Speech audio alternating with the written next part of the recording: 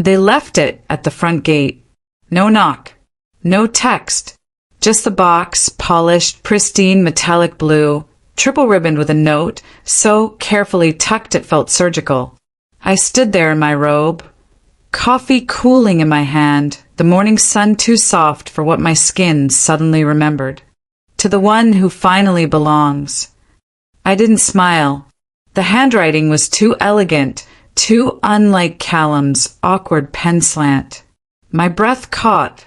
That wrapping metallic almost mirrored. I'd seen it before. Years ago. The night everything stopped being innocent. That night, I lost two things, my trust and my mother. The box went to the pantry behind the rice bin. I didn't open it. Didn't even tell Callum. He was in D.C. Another board meeting, another absence. Later, a glass shattered in the sink. I froze. My fingers trembled. The sound catapulted me back in time. To a table, a ribbon torn, a bite of chocolate, and then blackness. I was 10. My mother had just served dessert. A birthday surprise. Chocolates from someone at church, she'd said.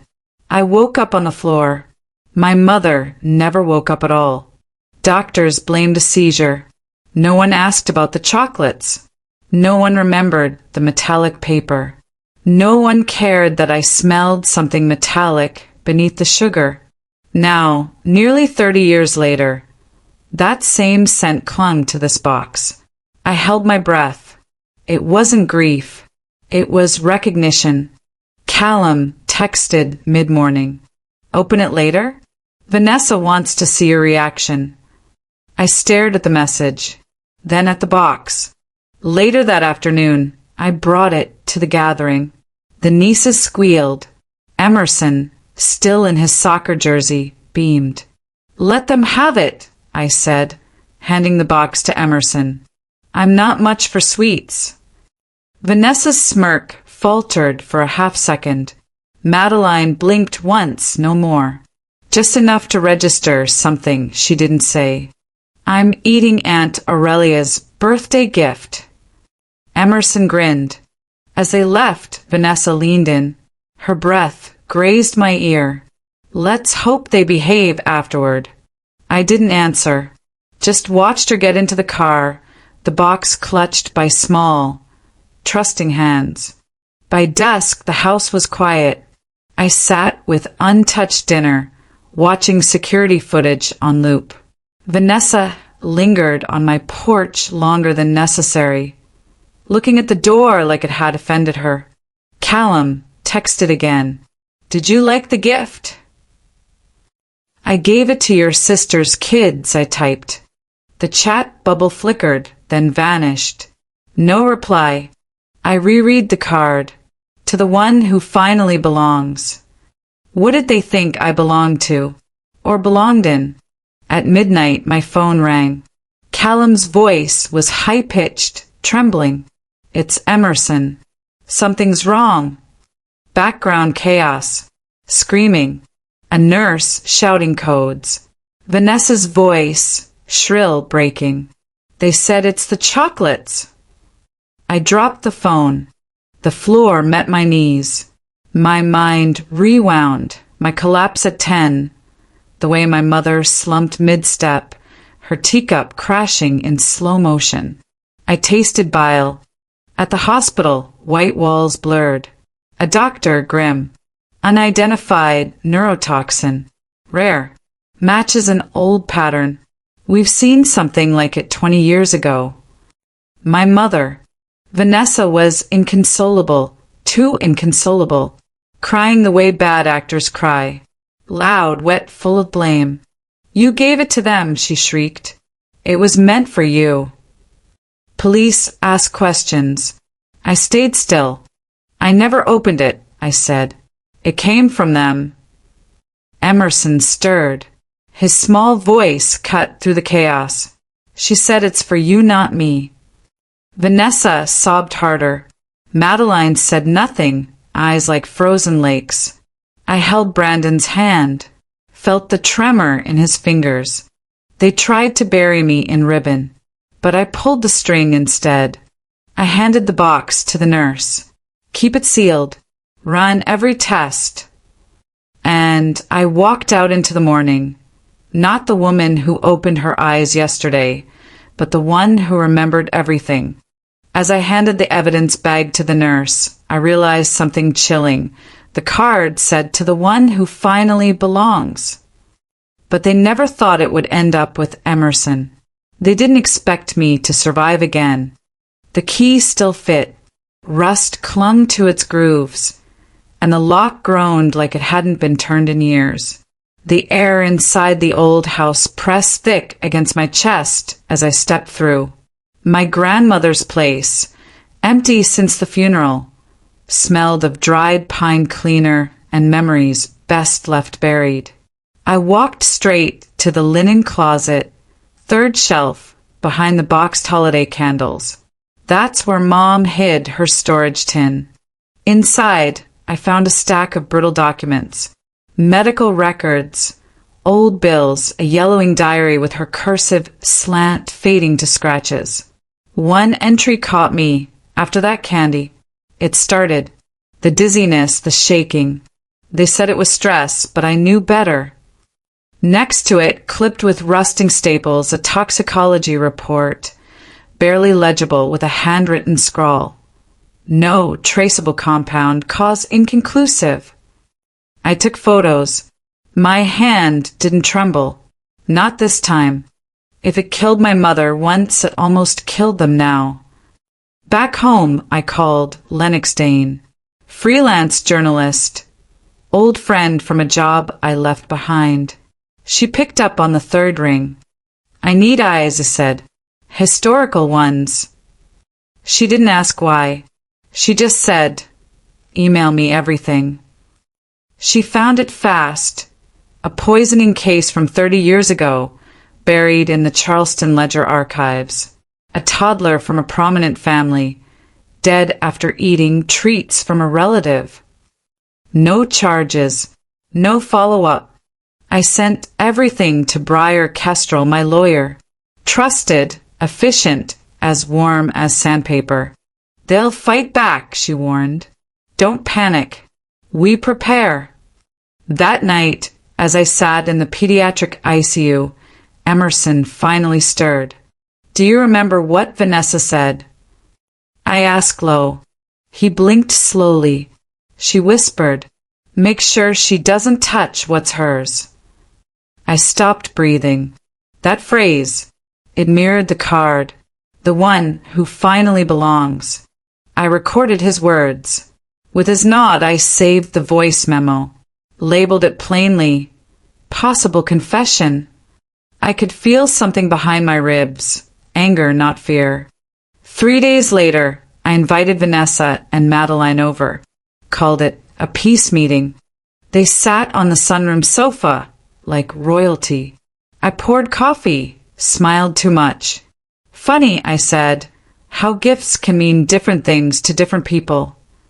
Vanessa's mouth twisted. "She'll never belong here," she muttered. I caught it, every syllable. Madeline glanced at the window.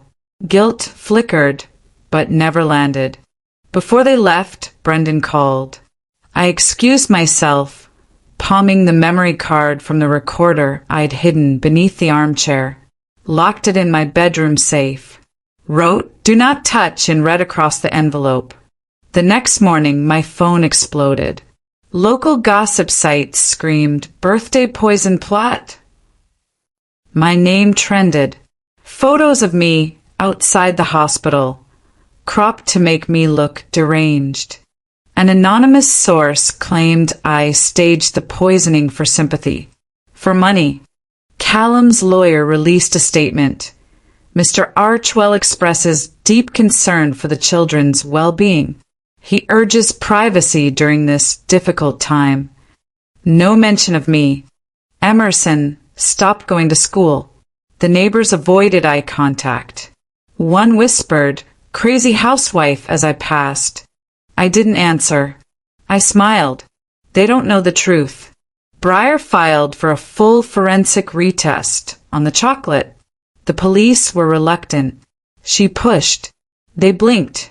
That night, the alarm screamed. I grabbed my phone and ran barefoot to the study. The safe door was scratched. A figure darted past the window, gloved, face obscured, but they'd left a letter. Addressed to Vanessa. I didn't call the police. Let them say I faked it. Let them assume hysteria. I recorded everything, backed up twice. Photos of the break-in leaked the next morning. More whispers. She's unraveling. One post read. Emerson curled beside me. I'm scared, he whispered. I got you, I told him.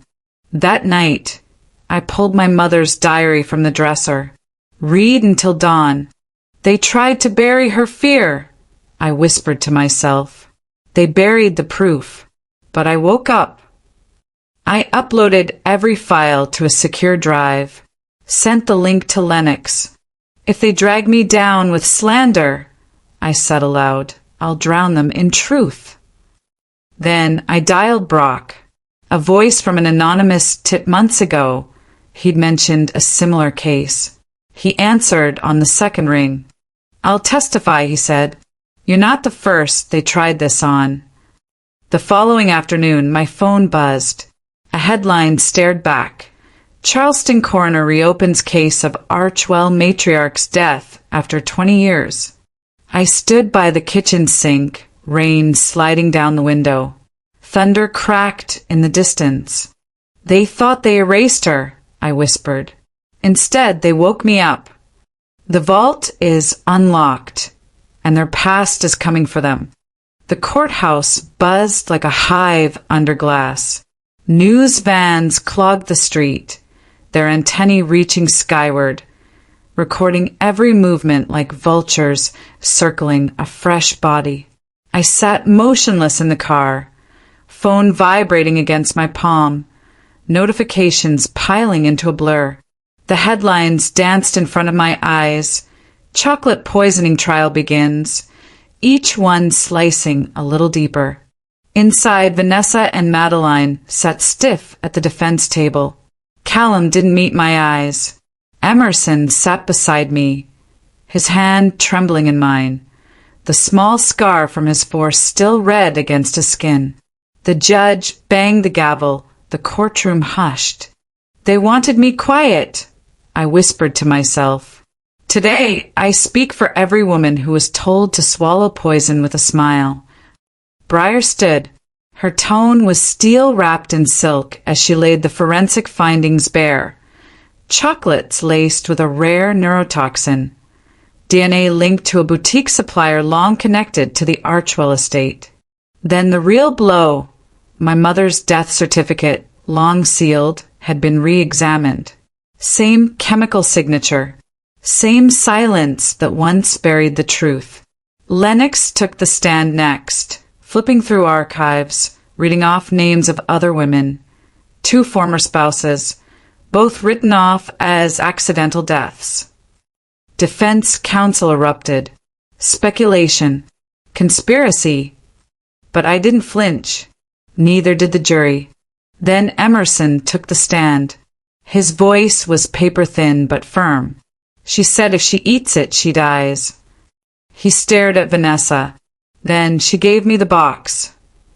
Silence cracked the room like thunder. Vanessa went pale.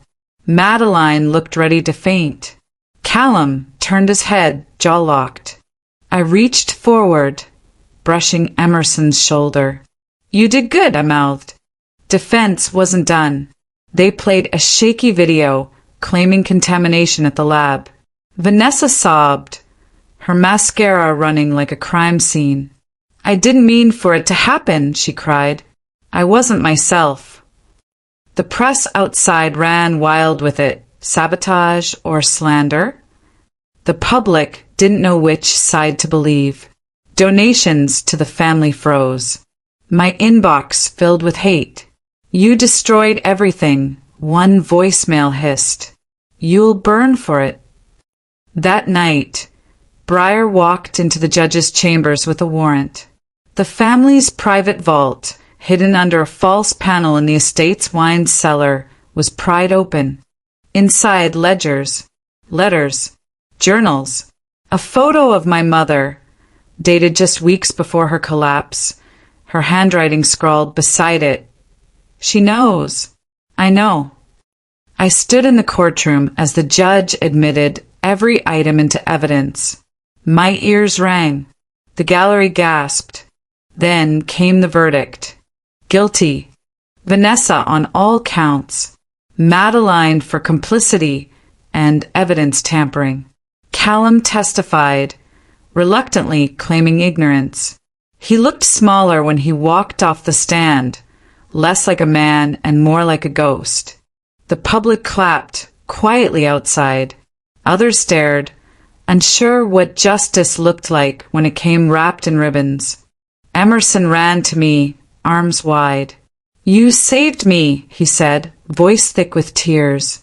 The estate was frozen, their bank account seized. The house that once held my silence now stood cold, stripped of its teeth. We moved into a small apartment near the harbor. No more cameras, just breeze through curtains and the smell of salt. One night, I burned Vanessa's final letter, half apology, half venom. I kept a photo of my mother, though, taped it inside my closet. "You were right," I whispered. "They never buried you deep enough." Emerson started school again. Kids waved. Teachers smiled. The grocery store clerk called me by name. One evening, watching him laugh at a cartoon, I whispered, "We belong now." My voice didn't shake. Sometimes peace looks like packing light and starting over. That's freedom. I sat down by the window that night, coffee cooling in my hands. Have you ever taken a stand because silence felt like betrayal? I asked the empty room, knowing some questions weren't meant to be rhetorical. A flash of memory, my mother collapsing, the way no one believed me. Then another, Emerson laughing with cereal on his chin. Truth didn't just set me free. It gave him a future. The vault is empty now, but the scars remain. Healing takes time, and love doesn't always come from the ones who gave you blood. Tell me your story. Sometimes survival looks like walking away.